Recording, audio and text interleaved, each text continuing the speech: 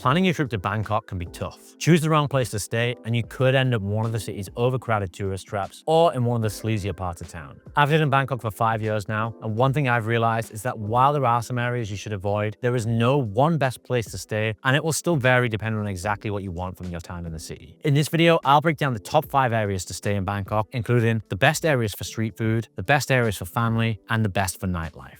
I want to start with a part of town that I almost never see recommended in any guidebooks or videos, and it's an area that I think is massively underrated as a place to stay. What I like about this area is that it's very well connected by public transport, because not only is it near the BTS metro system, you can also take advantage of the city's public canal boat system, meaning you get a completely different and, in my opinion, more interesting view of the city, and can easily beat the notorious Bangkok traffic. If you're interested in doing some shopping in Bangkok, this is the area to stay, because it's only a short distance away from some of the city's biggest shopping malls and a few stops from the famous Chinatown weekend market, which is one of the best places in the city to buy souvenirs. Not only that, but it's right next door to the famous Jin Thompson house, where you can buy some of the best quality clothes in the country. This area is called Ratatouille, and despite not being very well known, it still has a decent nightlife with plenty of bars and restaurants nearby. But what I like most about it is that it's right next door to another area that used to be underrated, but is now becoming more and more popular. This area is becoming known as Bangkok's coffee shop district, as the streets are lined with trendy cafes. What I love about this area is how chill it is compared to other parts of the city. The streets are quieter, lined with trees, and you'll find locals taking it easy in one of the many coffee shops. This area is called Ari District, and since it's next door to Ratatouille, it still has all the advantages that I mentioned before and could be an option for people looking for something a little bit different. But if there's one thing Bangkok does better than every other city in the world, it's street food. But where is the best place to enjoy the best street food? Well, there's one iconic street in Bangkok that has over 100 street food stands on it, making it by far the best option for food lovers. This is hands down the best place in Bangkok for street food, and Yaowarat Road is the beating heart of it all. You can't walk 10 feet without stumbling across a food stall selling something you've probably never even seen before. This is Bangkok's Chinatown, and its history is also what makes it so special. Old temples, hidden shrines, and vintage shop houses line the streets, giving you a glimpse in a part of Bangkok that feels like it's from another era. The Golden Mountain in particular is a stunning temple overlooking the city below, and it's also just a few metro stops from the most famous temples in the city. In terms of nightlife, a number of the city's most famous cocktail bars are all located on Soi Nana, not to be mistaken with Nana Plaza, which is the city's red light district. Soi Nana has a number of Thai and Chinese style cocktail bars that make the most of local flavors. So if you're looking for some unique drinks, check out the bars in this area like Teens of Thailand, Tep Bar, and Bar House. I suppose what I like most about this area is its variety. There is so much going on in a relatively small area that every time I go over here, I find something different. I've honestly never eaten at the same street food stand or drank the same cocktail twice, and I'm always finding interesting side streets to go down. This, more than anywhere else on the list, is a place I could just get lost in, wandering around without any particular aim to see what I would find. But beware, this is Bangkok at its most chaotic, and for some people, it can be overwhelming, as every night the streets fill up with thousands of people looking for something to eat. So this might not actually be the best option for people traveling with kids. Bangkok can be an absolute nightmare if you're traveling with kids. Staying in the wrong place means you could be near dangerous traffic, and there could be more than a few sketchy individuals lurking around. Well, luckily, there's one area of town that I think is best suited for families, especially with young kids. First of all, because it's quite a central location, this area is a little better looked after than other parts of town, and I find it especially useful when I'm pushing my daughter in a pushchair. It's one of the only places in the city that I can actually push her along the sidewalk without hitting massive bumps in the road. Plus, it's the only place on Sukhumvit that I've ever seen guards to help people cross these insanely busy roads. Not only that, but it's also located near some of Bangkok's green spaces. Benjasiri Park is the only park actually located on Sukhumvit Road, so it's a good place to escape the hecticness of the city. But the much bigger Benjakiti and Lumpini parks are also just a short ride away. But if you're spending time in Bangkok with kids, there's one thing you'll need more than anything else, something most people don't think about until it's too late. Bangkok, in case you didn't know it, is pretty damn hot, and this means you'll probably need somewhere to escape to take advantage of the air conditioning. This means you'll need to keep the kids entertained whilst indoors, and that's where this area really shines. The coolest new mall in Bangkok has to be M-Sphere. This building has one of the best indoor food courts in the city, and there's plenty for kids to do here. In the evening, there's also a few family-friendly bars that are good for kids that have live music and, of course, air conditioning. Just across the road is another mall in M Quartier, which has plenty to do for kids, including kids' play areas, rock climbing walls, and trampolining. The area itself has quite an international feel to it, with lots of Japanese and Korean restaurants and a handful of bars, but it is still far enough away from the sleazier or wilder bar areas, so again, making it a good choice if you have kids. So I realized when I was recording this, I've actually forgotten to say the name of the place. This area is called Bangkok. But what if you're looking for a romantic getaway in the city? The next location is home to some of the the most stunning views in the city and the city's most luxurious resorts. Staying along the Chao Phraya River is like having a front row seat to the best of Bangkok. These hotels are also conveniently located right next to the reclining Buddha and the Royal Grand Palace. So if you only have a short time in the city, this could be a great option for you.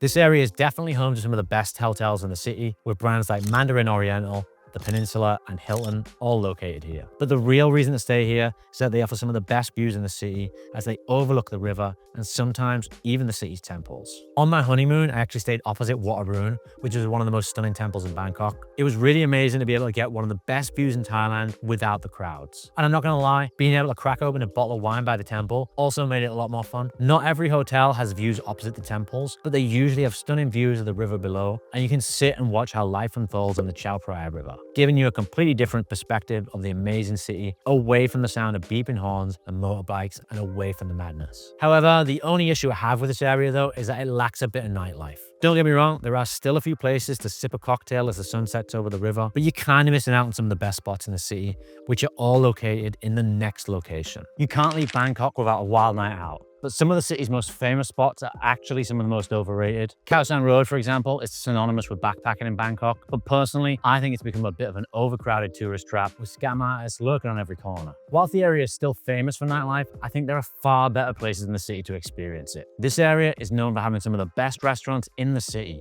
as chefs have came in from all over the world to open restaurants here. It's also known for its sky bars, which are the best places in the city to watch the sun go down. This area is another part of Sukhumvit Road, and the area around Asok is where I recommend most people stay for nightlife. What I like most about this area is that it's the most varied place in terms of nightlife. If you're looking for something a bit more upscale, like cocktail bars and whiskey bars, and fine dining restaurants, it's got that here. But there's also a good range of less fancy options with a lot of pubs and beer bars as well. In fact, you've probably already seen one of the city's most notorious nightlife spots here. This small dingy street right next to the metro stop lights up at night with bright neon lights. This area is known as Soy Cowboy, and you may have seen it from a number of films about the city, including The Hangover 2. This bar street blurs the line between bars and the red light district, but it's by no means as seedy as some of the other areas of the city like Nana Plaza or Pat Pong. But it is still an iconic Bangkok street. This is also the best spot in the city for public transport because it's where the connection points between the two metro lines meet, as well as having the chance to hop on one of the city's canal boats, so there's no need to waste your time in traffic, meaning you have easy access to all the city's best sites. But figuring out where to stay is just one small part of the challenge here.